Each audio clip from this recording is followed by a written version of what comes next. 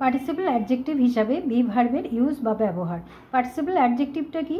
যেগুলো দেখতে ভার্বের মতন বা প্রত্যেকটা ভার্বের V3 বা অর্থাৎ পাস্ট পার্টিসিপল ফর্ম আর V4 অর্থাৎ ভার্বের আইএনজি ফর্ম বা fourth form.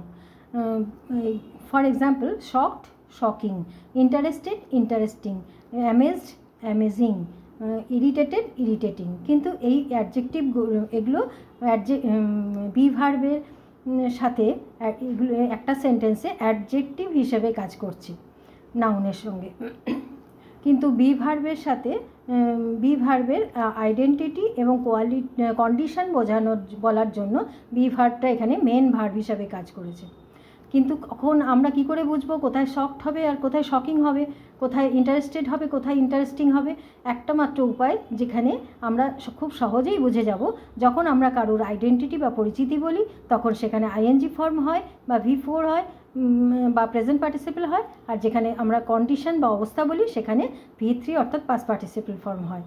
C is irritated, সে বিরক্ত হয়ে আছে। সি ইজ শকড, সে হতাশ হয়ে আছে। She is interested to learn English, সে ইংরেজি শিখতে আগ্রহী। এগুলো প্রত্যেকটাই তার অবস্থা বোঝাচ্ছে, সেই জন্য এখানে V3 অর্থাৎ পাস্ট পার্টিসিপল ফর্ম বসেছে এবং ইজ হচ্ছে বি ভার্বের একটা ফর্ম, এখানে মেন ভার্ব হিসাবে ব্যবহার হয়েছে। দিস মুভি ওয়াজ ইন্টারেস্টিং, মুভিটা ইন্টারেস্টিং ছিল। দিস মুভি এখানে নাউন, ওয়াজটা হচ্ছে বি ভার্বের একটা ফর্ম, আর ইন্টারেস্টিং মানে মুভিটা কেমন ছিল না ইন্টারেস্টিং ছিল, এটা নাউনের কোনো কোয়ালিটি বোঝাচ্ছে, সেই জন্য এটা তার আইডেন্টিটি বা পরিচিতি। সেই জন্য এখানে V4 অর্থাৎ ভার্বের সঙ্গে আইএনজি ফর্ম বসেছে, কিন্তু এটা ভার্ব নয়, ভার্বের সঙ্গে পাস্ট, এটা সেন্টেন্সে পার্টিসিপল অ্যাডজেক্টিভ হিসেবে ব্যবহার হয়েছে। আই ওয়াজ ইন্টারেস্টেড, আমি ইন্টারেস্টেড ছিলাম, এটা আমার কন্ডিশন বা অবস্থা, সেই জন্য এখানে V3 অর্থাৎ পাস্ট পার্টিসিপল ফর্ম হয়েছে।